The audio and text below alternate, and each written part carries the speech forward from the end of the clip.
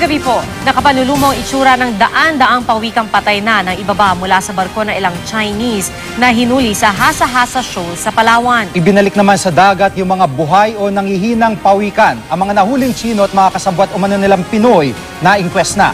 Nakatutok si Chino Gaston. Sa video na ito, makikita ang mga buhay pang pawikan sa loob ng Chinese fishing boat na nasabat sa Hasa-Hasa Shoal ditong Martes. Kitang-kita rin na kinakatay naman ang iba pang pawikan sa deck ng barko.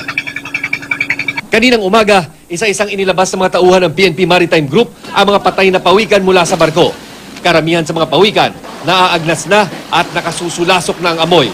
Ang ilan, higit 1 metro ang haba at tinatayang dekada o di kaya siglo na ang tanda. Isa sa mga hindi makalilimutang karanasan para sa isang scuba diver ang makakita ng buhay ng mga pawikan na lumalangoy sa ilalim ng karagatan. Kung kaya't nakapanlulumong isipin na hindi lamang isa kundi daan-daang mga pawikan gaya ng mga ito ang nangamatay dahil sa kagustuhan ng ilan na pagkakitaan ang kalikasan.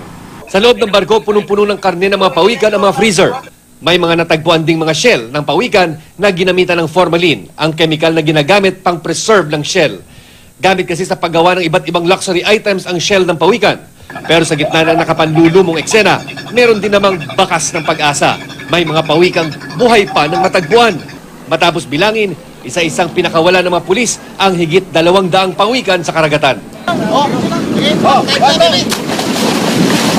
Ayon sa PNP Maritime Group, ang 11 Chinese nationals na nahuli ay regular na bumibili ng pawikan sa Hasa-Hasa Shoal.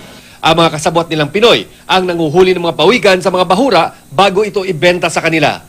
Kabilang sa mga ito, ang 5 Pinoy na nahuli rin malapit din sa lugar na may dalang 70 pawikan. Kagabi, sumailalim na ang mga Pinoy sa inquest proceedings kasama ang 11 Chinese nationals. Nahaharap sila sa kaso na may parusang pagkakakulong ng 12 taon. Pero, maaari silang magpiyansa. Makapiyansa man sila, pero hindi pa rin sila makakalis dito dahil hawak sila ng